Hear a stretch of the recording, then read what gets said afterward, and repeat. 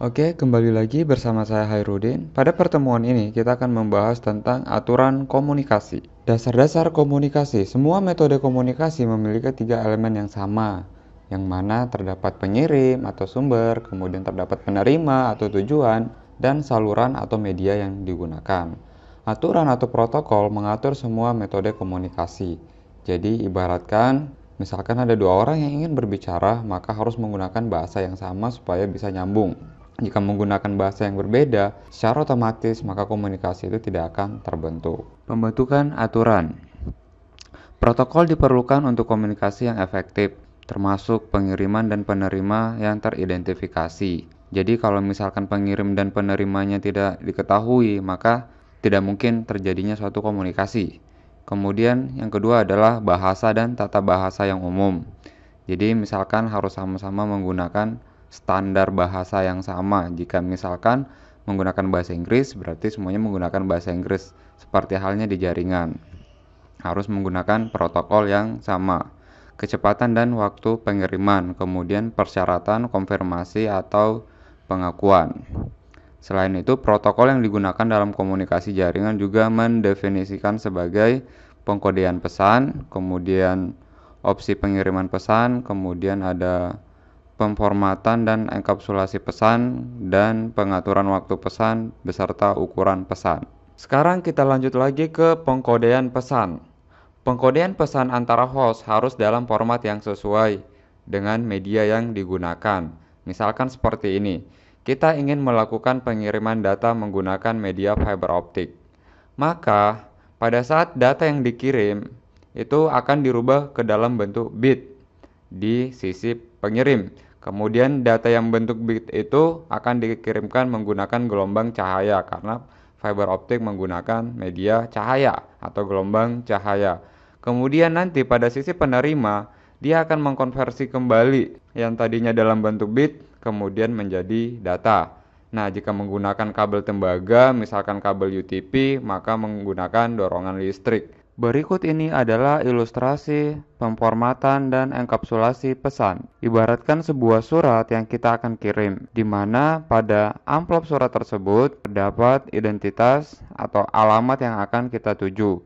Dan biasanya kita juga menyertakan alamat pengirim. Kemudian pada isi surat terdapat kata pembuka, kemudian siapa yang akan kita tuju. Nah, itu adalah identitas penerima, kemudian isi pesan dan pengirim atau identitas pengirim, orang yang akan melakukan pengiriman surat. Kemudian pada amplop terdapat perangko, maka itu adalah end of frame. Nah, seperti kita lihat pada gambar di atas bahwa destination maupun source physical atau alamat yang tertera itu merupakan frame addressing. Kalau di jaringan biasanya pengalamatan IP atau pengalamatan physical hardware. Kemudian ada star flag atau star of message indikator, biasanya kata sapaan ya atau kata pembuka pada surat.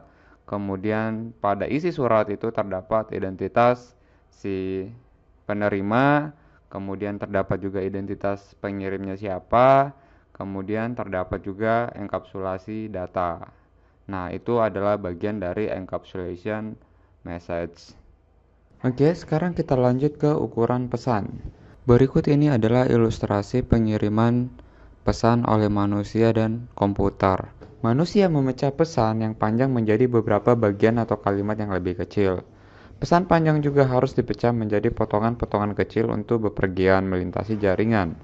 Setiap bagian dikirim dalam bingkai yang terpisah, di mana di setiap bingkai itu memiliki informasi pengalamatan tersendiri. Host penerima akan merekonstruksi beberapa bagian ke dalam pesan aslinya. Sekarang kita masuk ke topik berikutnya, yaitu pengaturan waktu pesan. Sekarang kita lihat ilustrasi pada gambar berikut ini. Dalam kondisi normal, jaringan sudah dapat digunakan. Pengirim akan melakukan pengecekan jaringan apakah ada yang menggunakannya. Misalkan, dari A akan mengirim ke C. Jaringan telah digunakan oleh A, komputer lain tidak boleh mengirimkan data. Semua komputer lain akan dilalui data, tetapi yang berhak menerimanya adalah si C. Sekarang kita ke ilustrasi yang berikutnya, di mana A dan D sama-sama akan melakukan pengecekan jaringan. Jaringan tidak ada yang menggunakan, sehingga A dan D melakukan pengiriman data secara bersama. Karena menggunakan media yang sama, maka terjadi tabrakan. Jika terjadi hal seperti ini, maka akan menghasilkan sinyal jam, di mana semua komputer berhenti mengirimkan data, dan semua komputer harus menunggu kapan boleh melakukan pengiriman data. Waktu pengiriman ditentukan secara random. Yang terakhir adalah opsi pengiriman pesan. Terdapat beberapa opsi untuk melakukan pengiriman pesan. Yang pertama adalah unicast, yang kedua adalah multicast, yang ketiga adalah broadcast. Unicast merupakan pengiriman data dari satu pengirim ke satu penerima.